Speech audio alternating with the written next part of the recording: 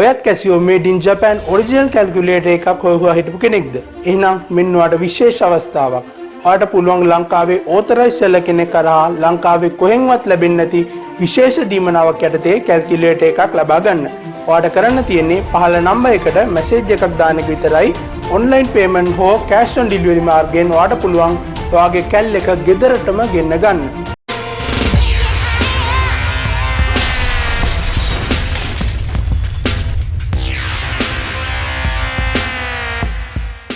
අදත්වාව iBond කියලා පිළිගන්නවා ට්‍රිකල් කුපිය YouTube channel එකේ අලුත්ම වීඩියෝ සීරීස් එකක් එක්ක මේ වීඩියෝ සීරීස් එකෙන් මම කතා කරන්නේ කම්පියුටර් හાર્ඩ්වෙයාර්ස් ගැන. ඉතින් කම්පියුටර් හાર્ඩ්වෙයාර්ස් ගැන කතා කරද්දී ඉස්සෙල්ලා මම ඉන්ට්‍රොඩක්ෂන් එකක් කතා කරනවා. ඊළඟට combination circuit, sequential circuit, flip flops, computer memory, registers and counters, processor, networking devices වගේ දේවල් ගැන අපි කතා කරන්න බලාපොරොත්තු වෙනවා මේ වීඩියෝ සීරීස් එකෙන්. ඉතින් ඉස්සෙල්ලාම අපි බලමු ඉන්ට්‍රොඩක්ෂන් එක ICs කියන්නේ මොනවද කියලා. IC කියලා කියන්නේ යම්කිසි ෆන්ක්ෂන් එකක් කරගන්න හදලා තියෙන කොම්පොනන්ට් එකක්. යම්කිසි ෆන්ක්ෂන් එකක් කරන්න හදලා තියෙන කොම්පොනන්ට් එකක්. මේ කොම්පොනන්ට් එක හදලා තියෙන්නේ ඩිජිටල් ගේට්ස් වලින්. එතකොට ඩිජිටල් ගේට්ස් වල පාවිච්චි කරලා තමයි අපි ප්‍රොසෙස් එකක් කරගන්නේ. එතකොට ඩිජිටල් ගේට්ස් වලින් අපිට පුළුවන් IC එකකින් process එකක් ලබා ගන්න. ඊට පස්සේ කියනවා මේකෙදි various gates are interconnected inside the chip to form the required circuit කියලා. එතකොට එක එක gates interconnected කරලා තමයි සමහර ICs හදලා තියෙන්නේ. ඊළඟට කියනවා chip is mounted in ceramic or plastic container කියලා. ඒක කියන්නේ මේක වටේට ceramic හෝ plastic container එකක් තමයි හදලා තියෙන්නේ. මේකේ gold wires එහෙම නැත්නම් gold pins තියනවා මේ circuit එක වැඩ කරගන්න. එතකොට මේක තමයි introduction එක ICs ගැන. ඊළඟට අපි කතා කරන්න යන්නේ digital ICs වර්ග මොනවද තියෙන්නේ කියලා. එතකොට මේකේ තියෙනවා different types of digital ICs කියලා. එකක් තමයි micro computers කියලා කියන්නේ. එතකොට micro computers කියලා කියන්නේ ICs that carry out various types of processing. එතකොට processing කරන්න පුළුවන් ICs වලට අපි කියනවා micro computers කියලා. ඊළඟට අපි යොදා ගන්නවා ICs memory store කරගන්න. ඒ කියන්නේ යම්කිසි දත්ත ටිකක් store කරගන්න අපි යොදා ගන්නවා සමහර ICs වර්ග. ඊළඟට තියෙනවා standard logic ICs වර්ග. එතකොට මේකෙන් කරන්නේ යම්කිසි special function එකක් විතරයි. standard logic IC එකෙන් කරන්නේ යම්කිසි specialized function එකක් විතරයි. ඒකෙන් වෙන functions කරගන්න බෑ. ඊළඟට දෙනවා custom logic ICs කියලා. ඒකෙන් අපිට පුළුවන් අපේ userට අවශ්‍ය විදියට logics දීලා IC circuit එක construct කරගෙන ඒ IC circuit එක පාවිච්චි කරගන්න. එතකොට මේවා තමයි බහුලව තියෙන ඩිජිටල් ICs වර්ග වෙන්නේ. එතකොට මේ ස්ලයිඩ් එකෙන් ඔයගොල්ලන්ට බලා ගන්න පුළුවන් එක එක විදිහට තියෙන ICs වර්ග. මේ තියෙන්නේ එක එක විදිහට තියෙන ICs වර්ග. එතකොට මේ ICs වල මම ඉස්සර කියපු pins ටික තමයි මේ තියෙන්නේ. ඒ වගේම මෙන්න මේ වගේව හදලා තියෙනවා ප්ලාස්ටික් එහෙම නැත්නම් සෙරමික් වලින් තමයි මෙන්න මේක හදලා.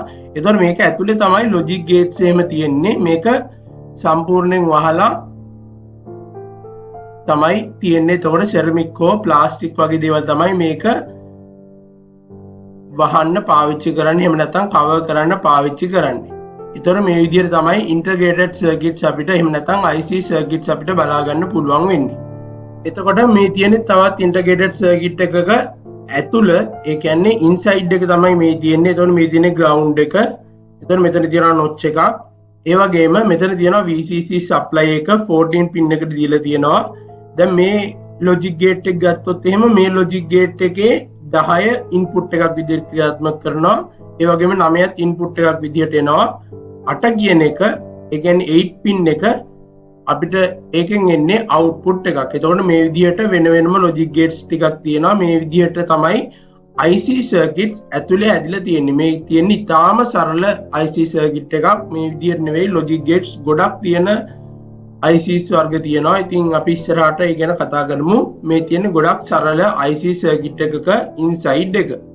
ඊළඟට අපිට බැලුවොත් එහෙම අපිට පුළුවන් integrated circuits classify කරන්න එහෙම නැත්නම් වර්ගීකරණය කරන්න ඒ ICs වල තියෙන gates ගාන අනුව. ඒ කියන්නේ gates කොච්චර තියෙනවද කියන එක අනුව අපිට IC වර්ග classify කරගන්න පුළුවන්.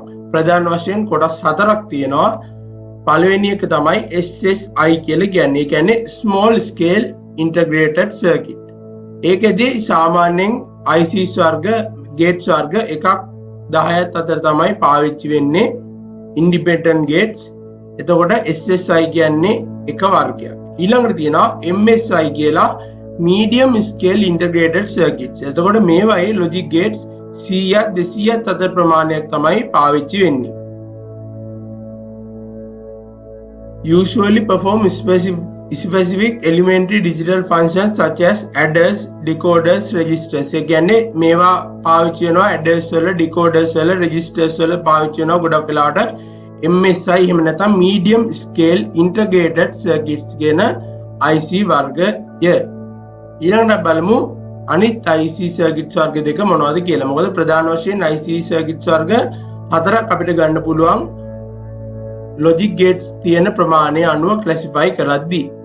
ඊළඟට තියෙනවා LSI කියලා එකක්. ඒ කියන්නේ large scale integrated circuit. ඒකෙදි තියෙනවා 200 ඉඳන් few thousand. ඒ කියන්නේ 1000කට කිට්ටු වෙන්න. ඒ කියන්නේ 1000 අතර, ඒ කියන්නේ දහස් ගාණක් අතර gate තියෙනවා single package එකක් විදියට. ඒව තමයි LSI large scale integrated circuits කියලා කියන්නේ. එතකොට ඒව ඇතුල් වෙනවා processors, memory, chips, ඒ වගේම programmable modules වල. එතකොට මේ වගේ ඒවා තමයි LSI කියලා කියන්නේ. ඊළඟට තියෙනවා VLSI කියලා එකක්. VLSI කියන්නේ very large scale integrated circuit කියන එක. එතකොට ඒවා සාමාන්‍යයෙන් ලක්ෂයකට වඩා වැඩියෙන් තමයි gates තියෙන්නේ. එතකොට මේකෙදි සාමාන්‍යයෙන් few thousand කියන්නේ 1000 ඒවා කිහිපයක්. ඒ කියන්නේ අපි හිතමු 3000 4000ක් ඒ වගේ වෙන්න පුළුවන්. large scale integrated circuits වල 200 ඉඳන් තමයි පටන් ගන්නෙ. එතකොට very large scale integrated circuits වල සාමාන්‍යයෙන් ලක්ෂයකට වැඩියෙන් integrated logic gates තියෙනවා. ඒවා පාවිච්චි වෙනවා arrays, complex microcomputer chips වල. එතකොට microcomputer chips කියලා අපි කතා කරේ ඉස්සෙල්ලා ගොඩක් processing කරන්න පාවිච්චි කරන ඒවා. එතකොට ඒවා පාවිච්චි වෙන්නේ very large scale integrated circuits වල. එතකොට මේ විදිහට අපිට පුළුවන් තියෙන logic gates ප්‍රමාණය අනුව ICs classify කරගන්න. ඊළඟට මේ තියෙන්නේ general digital system diagram එකක්. අපි මේකට කියන block diagram එකක් කියලා. එතන block diagram එකක් සහ circuit diagram එකක් කියන්නේ ඇත්තටම කොටස් දෙකක්. ඒ කියන්නේ වර්ග දෙකක්. ඒ දෙක පටලවා ගන්න එපා. block diagram එක සහ circuit diagram එක. එතකොට මේ තියෙන්නේ block diagram එකක්. මේකෙදි තියෙනවා combinational logic gates. ඊළඟට තියෙනවා memory elements. එතකොට memory elements කියලා කියන්නේ සාමාන්‍යයෙන් sequential types වලටමයි. ඒවා අපි ඉස්සරහදී කතා කරන්න බලාපොරොත්තු වෙනවා. මෙතනින් තියෙනවා external inputs ටිකක්. ඒ වගේම මෙතනින් දෙනවා combinational outputs ටිකක්. ඊළඟට memory elements වලිනුත් දෙනවා memory output ටිකක්. ඊළඟට combinational logic gates වලින් memory elements වලට මේ විදියට commands ටිකක් දෙනවා. ඊළඟට memory elements වලින් ආපහු combinational logic gates වලට යනවා. එතකොට මේ විදියට තමයි general digital system එකක diagram එක වෙන්නේ. දැන් අපි බලන්න යන්නේ standard logic ICs ගැන. standard logic IC එකක් සාමාන්‍යයෙන් අපි ඉස්සෙල්ලා කතා කරා එක special function එකක් ක්‍රියාත්මක කරන්න තමයි මේ standard logic ICs පාවිච්චි කරන්නේ. එතන මේකේ තියෙන ප්‍රධාන වශයෙන් කොටස් දෙකක්. එකක් තමයි TTS, අනිත් එක CMOS. TTS කියන්නේ transistor logic ICs කියලා අපි කියනවා. එතන මේවා mainly build කරලා තියෙන්නේ bipolar transistors, එහෙම නැත්නම් BJT කියලා අපි කියනවා. ඒවා use කරලා තමයි මේක හදලා තියෙන්නේ. එතකොට these chips run over 5 volt power. ඒ කියන්නේ volt 5ක power එකක් දුන්නාට පස්සේ මේ chips run කරන්න පුළුවන්. ඊළඟට යනවා CMOS කියන එකට. CMOS කියන්නේ complementary metal oxide semiconductor IC කියන එකට.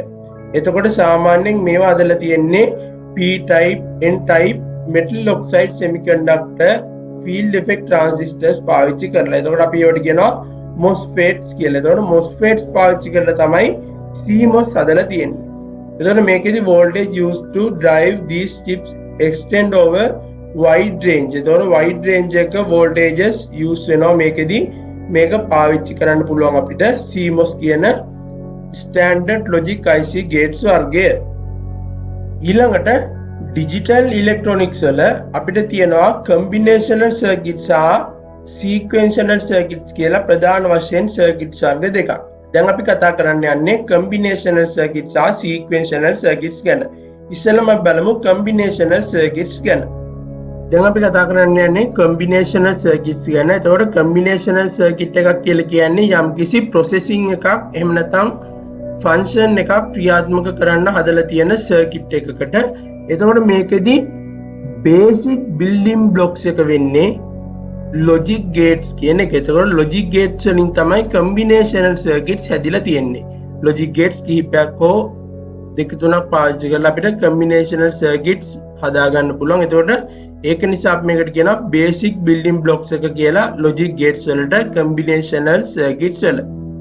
එතකොට combinational circuits වල තියෙනවා n number of inputs ගානක් m number of outputs ගානක්. එතකොට n number of කියන්නේ කැමති inputs ගානක් තියෙනවා, කැමති outputs ගානක් අපිට තියෙනවා combinational circuits වල.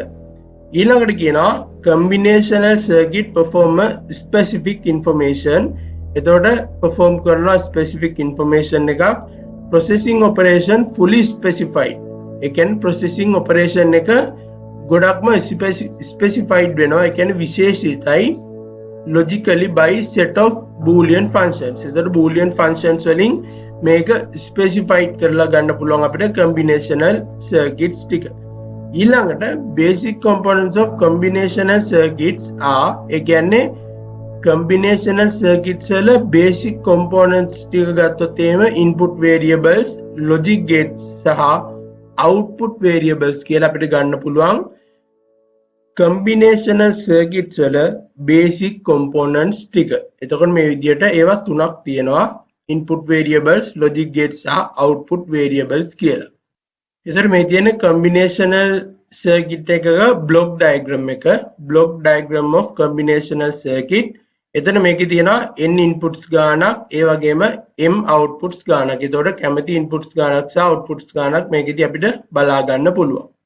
දැන් අපි කතා කරන්නේ characteristic of combinational circuits ගැන. එතකොට combinational circuits වල characteristics වල ගියොත් එහෙම අපිට පුළුවන් truth table එක, graphical symbol එක සහ boolean equation එක කියන මෙන්න මේ තුන පාවිච්චි කරලා combinational circuit එකක් represent කරන්න. එතකොට ඔයගොල්ලෝ දන්නවා boolean ප්‍රකාශනයක් කියන්නේ මොකක්ද කියලා. boolean ප්‍රකාශනයක් කියන්නේ output signal එක අපි express කරන විදිය. ඊළඟට graphical symbol එක, ඒ වගේම truth table එක, එහෙම නැත්නම් සත්‍යතා වගුව. එතකොට මේ තුන පාවිච්චි කරලා අපිට පුළුවන් combinational circuit එකක characteristics අපිට පෙන්වන්න. එතකොට මේ ටික තමයි characteristic වෙන්නේ combinational circuit එකක. ඊළඟට අපි කතා කරන්නේ sequential circuit ගැන. sequential circuits අපි පාවිච්චි කරන්නේ ප්‍රධාන වශයෙන් function එකක් perform කරන්නේ මේ sequential circuits. මේවා use කරන්නේ store කරන්න විතරයි. කියන්නේ data store කරන්න අපි sequential circuits පාවිච්චි කරනවා. ඊළඟට අපි ගත්තොත් එහෙනම් උදාහරණ විදියට registers, memory, counters ඒ වගේ ඒවා තියෙන්නේ මෙන්න මේ කියන sequential circuits යටතේ. එතකොට මේවයි inputs ගත්තොත් එහෙම මේකෙදි present input එක වගේම අපිට ඉස්සෙල්ලා ආපු output එකත් input එකක් විදියට පාවිච්චි වෙනවා. ඒක මම ඉස්සරහදී diagram එකකින් පැහැදිලි කරන්නම්. එතකොට මතක තියාගන්න present input එක වගේම past output එකත් input එකක් විදියට මේකෙදි පාවිච්චි කරන්න පුළුවන්. එතකොට මේක sequentially කියලා කියන්නේ මේ sequential කියන්නේ සාමාන්‍යයෙන් යම්කිසි order එකක් තියෙන එක. එතකොට sequential circuit එකක් behavior වෙන්නේ කියන්නේ පැවතෙන්නේ වෙනස් වෙන්නේ order එකක් අනුව. යම්කිසි order එකක් අනුව තමයි යන්නේ. එතකොට මේ විදියට order එකක් ගත්තොත් එහෙම මේ order මෙන්න මේ කියන order එකේ පිළිවෙලට තමයි යන්නේ. මෙතන ඉඳන් මෙතනට මෙහෙම skip කරන්න බෑ. මේ විදියට පිළිවෙලට ඕඩර්ස් වලට තමයි හරියටම යන්න ඕනි. මේ විදියට ස්කිප් කරන්න බෑ ඕඩර්ස් ටික. එතකොට මේවා තමයි සීක්වෙන්ෂනල් සර්කිට් ගැන ඉන්ට්‍රොඩක්ෂන් එක විදියට අපිට කතා කරන්න තියෙන්නේ. එතකොට මේ තියෙන්නේ සීක්වෙන්ෂල් සර්කිට් එකේ බ්ලොක් ඩයග්‍රෑම් එක. එතකොට මේකෙදි ඔයගොල්ලන්ට බලා ගන්න පුළුවන් ලූප් බැක් එකක් තියෙනවා. මම ඒක ගැන පැහැදිලි කරන්නම්. මේ තියෙන්නේ ප්‍රයිමරි ඉන්පුට් එක, ප්‍රයිමරි අවුට්පුට් එක කම්බිනේෂනල් ලොජික් සර්කිට් එක හරහා යන. එතකොට මෙමරි එලිමන්ට් එක කියන්නේ මම කිව්වා ඉස්සෙල්ලා සීක්වෙන්ෂනල් සර්කිට් එකක් කියලා. එතකොට සීක්වෙන්ස් සර්කිට් එකේදී වෙන්නේ මෙන්න මේ කම්බිනේෂනල් ලොජික් සර්කිට් එකෙන් එන අවුට්පුට් එක මෙහෙම ඇවිල්ලා මෙතනින් මේ විදියට ආපහු ඉන්පුට් එකක් විදියට යනවා. ඒකට අපි කියනවා ලූප් බැක් එකක් කියලා. ඒක තමයි මම ඉස්සෙල්ලා කිව්වේ ප්‍රසන්ට් ඉන්පුට් එක වගේම පාස්ට් අවුට්පුට් එක. එතකොට පාස්ට් අවුට්පුට් එක කියන්නේ මේක, පාස්ට් අවුට්පුට් එකත් මේ විදියට ඇවිල්ලා ඉන්පුට් එකක් විදියට මේකෙදි ක්‍රියාත්මක වෙනවා කියලා. එතකොට මේක තමයි සීක්වෙන්ෂනල් සර්කිට් එකේ බ්ලොක් ඩයග්‍රෑම් එක වෙන්නේ. ඊළඟට තියෙනවා කම්බිනේෂනල් සහ සීක්වෙන්ෂනල් සර්කිට්ස් වල comparison එකක්. බේසික් එක ගත්තොත් එහෙම the output is discovered by the present state of the input. ඒ කියන්නේ present state of input එකෙන් තමයි combinational circuit එක වැඩ කරන්නේ. හැබැයි sequential circuit එකේ both ඒ කියන්නේ present input එක සහ past output එක දෙකම පාවිච්චි වෙනවා output එකක් ලබා ගන්න. එතකොට storage capability එකට ගියොත් එහෙම storage capability එක combinational circuit එකකදී බලා ගන්න පුළුවන් වෙන්නේ නැහැ. හැබැයි sequential circuit එකකදී small amount of data ඒ කියන්නේ data වලින් data කුඩා ප්‍රමාණයක් ස්ටෝර් කරගන්න පුළුවන් sequential circuit වල. ඉතින් application වලට ගියොත් එහෙම adders, encoders, multiplexers වගේ දේවල් වලදී මේකෙදි පාවිච්චි වෙනවා combinational circuits. එතකොට flip flops and latches වලදී පාවිච්චි වෙනවා sequential circuits කියන එක. එතකොට sequential circuit පාවිච්චි වෙනවා flip flops සහ latches වල. ඊළඟට clock එක ගත්තොත් එහෙම මම ඉස්සරහදී කතා කරන්නම් clock signal එක ගැන. එතකොට මේකට clock signal එකක් අවශ්‍ය නැහැ. හැබැයි මේකට clock signal එකක් ඕනි trigger වෙන්න. එතන function එකක් trigger වෙන්න clock signal එක ඕනි. මම ඉස්සරහදී මේ trigger වෙන්නේ මොකද්ද, function එක trigger වෙනවා කියන්නේ මොකද්ද කියන එක පැහැදිලි කරන්නම්. එතකොට feedback එකක් આવත් එහෙම no requirement of feedback. එතකොට feedback එකක් ඕනේ නැහැ. හැබැයි මේකෙදි feedback එකක් අවශ්‍යයි. ඒ කියන්නේ අර past output එක මෙහෙම ගිහිල්ලා මෙහෙම ඇවිල්ලා ආපහු input එකක් විදියට යන එක තමයි මේ feedback කියලා මෙතනදී හඳුන්වලා තියෙන්නේ. එතකොට sequential circuit එකක feedback එකක් අපිට බලා ගන්න පුළුවන්. එතන මේ ටික තමයි මේකෙදි comparison එකක් විදියට ගත්තොත් එහෙම අපිට බලා ගන්න පුළුවන් වෙන්නේ. ඊළඟට අපිට පුළුවන් මේක බෙදන්න sequential circuit එක synchronous සහ asynchronous logic වලට. එතකොට synchronous කියලා කියන්නේ මේකෙදි පාවිච්චි වෙනවා clock signal එකක්. clock signal එකක් පාවිච්චි වෙනකොට අපි කතා කරමු ඉස්සරහදී clock signal එක ගැන. මෙන්න මේ විදිහ එකක් මතක තියාගන්න. දල රූප සටහනක් විදියට මේ විදියට clock signal එකක් තියෙනවා. එකම level එකකට මේ විදියට යන clock signal එකක් තියෙනවා. මේ විදියට තියෙනවා. එතකොට මේ පරතර සමානයි. එතකොට මේකෙදි sequential circuit එක asynchronous logic එකත් එක්ක බලද්දී ටිකක් slow වෙනවා. ඒකට හේතුව තමයි මේකෙදි clock signal එකක් පාවිච්චි වෙනවා. asynchronous එකේදී clock signal එකක් පාවිච්චි වෙන්නේ නැහැ. එතකොට synchronous එකේදී clock signal එකක් පාවිච්චි වෙනවා. asynchronous එකේදී clock signal එකක් පාවිච්චි වෙන්නේ නැහැ. එතකොට synchronous එක logic clock signal එකක් පාවිච්චි වෙන නිසා ටිකක් slow වෙනවා. ඒකට හේතුව තමයි මේ විදියට pulse එකක් ඇවිල්ලා ඊළඟ pulse එක එනකන් මේක බලාගෙන ඉන්න සිද්ධ වෙනවා. ඒක නිසා මේක ටිකක් slow වෙනවා.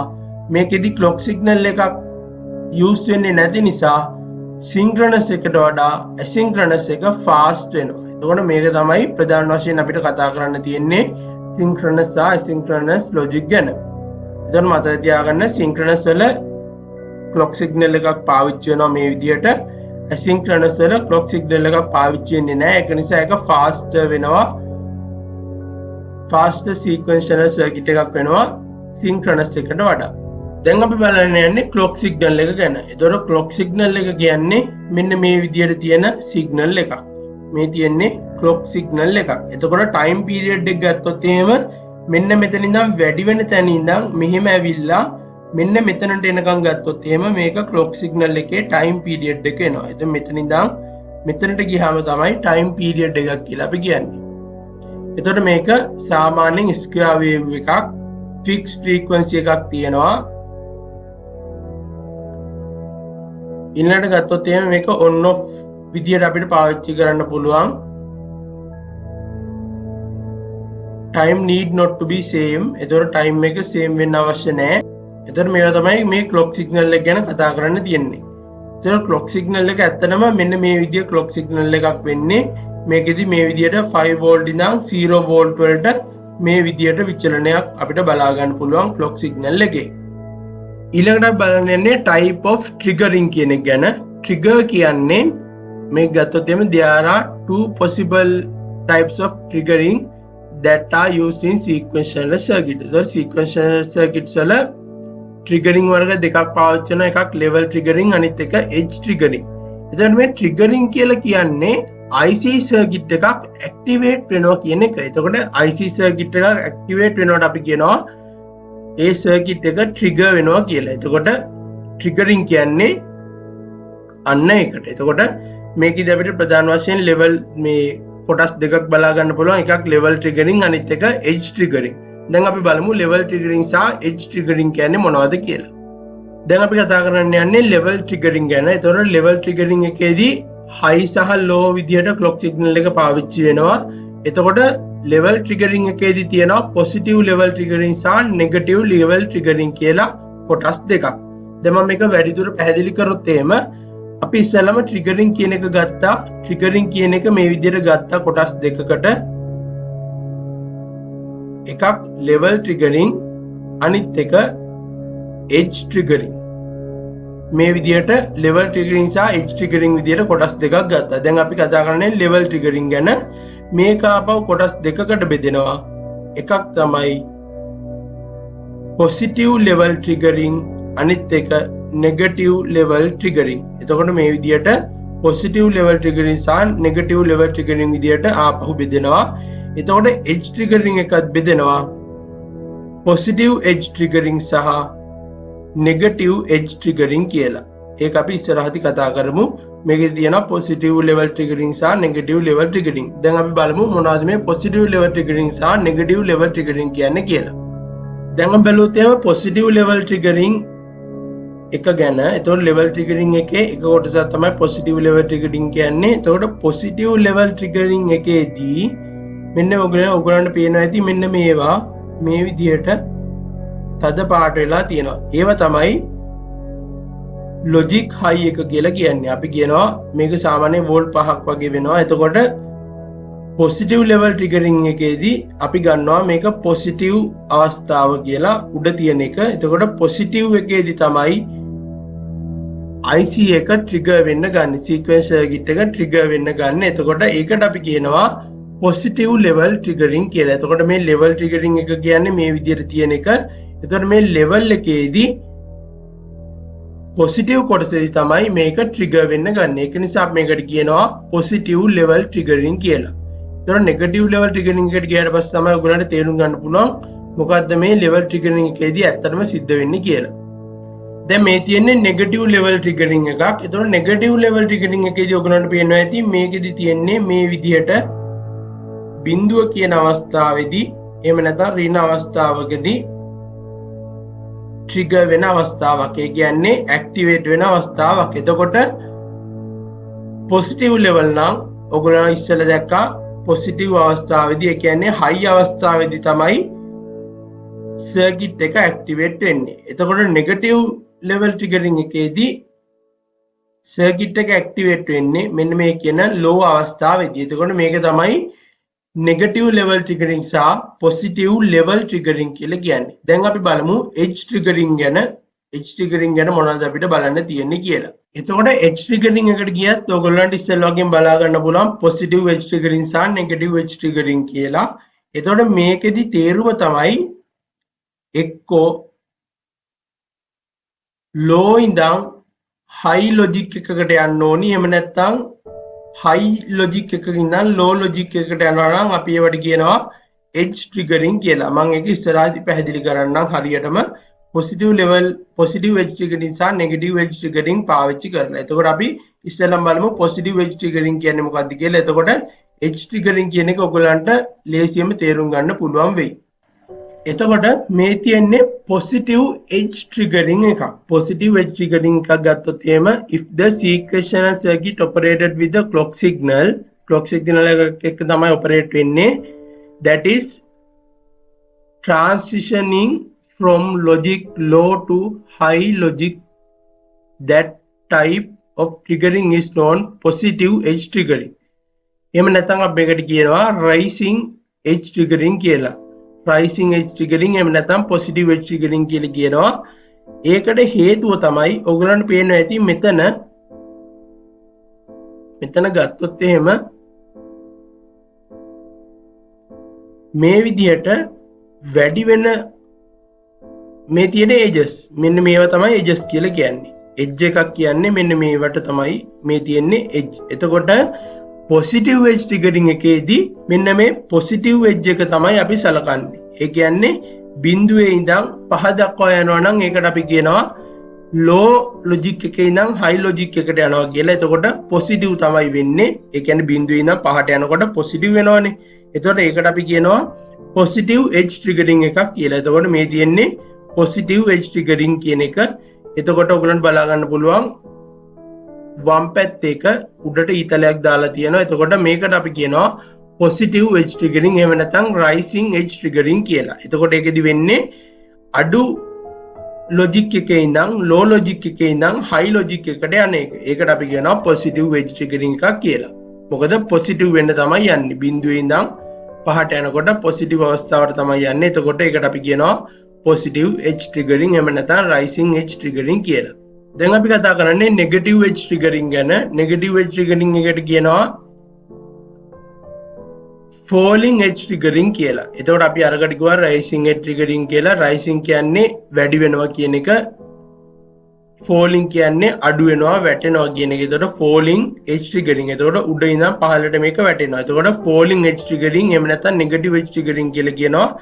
මේ edge එකේ වැඩි අගයක ඉඳන් අඩු අගයකට මේ විදියට edge එක fall වෙනවා. අපි ඒකට කියනවා high logic එකක ඉඳන් low logic එකකට මේක move වෙනවා කියලා. එතකොට මේ විදියට edge එක යනවා නම් high logic එකකින් ඉඳන් low logic එකකට අපි කියන එක negative edge triggering එකක් කියලා. මොකද මේ තියෙන edges. එතකොට edge එකෙන් high එකේ ඉඳන් low එකට යනවා අපි ඒකට කියනවා high එකේ ඉඳන් low එකට යනවා නම් අපි ඒකට කියනවා negative කියලා. එතකොට negative edge triggering සහ positive edge triggering විදියට අපිට මේ විදියට edge triggering ගන්න පුළුවන්. එතකොට මේ ටික තමයි අපි අද වීඩියෝ එකෙන් කතා කරන්න බලාපොරොත්තු වෙන්නේ. ICs ගැන අපි කතා කරා, sequential circuit, combinational circuits ගැන කතා කරා, clock signal එක ගැන කතා කරා. ඒ වගේම triggering ගැන කතා කරා. triggering වල තිබ්බ ප්‍රධාන වශයෙන් edge triggering සහ level triggering කියලා. එතකොට level triggering වල තිබ්බ positive level triggering සහ negative level triggering. ඒ වගේම edge triggering වල තිබ්බ positive edge triggering සහ negative edge triggering කියලා. එතකොට මේ ටික තමයි අපි අද වීඩියෝ එකෙන් කතා කරන්න බලාපොරොත්තු වෙන්නේ. ඉතින් අපි ඉස්සරහා වීඩියෝ එකෙන් කතා කරමු flip flops ගැන. ඉතින් අපි මේ වගේ තවත් අලුත් වීඩියෝ එකක් කරගෙන ආයෙත් ඉක්මනින්ම හම්බෙමු. ඔයාලා හැමෝටම සුබ දවසක්.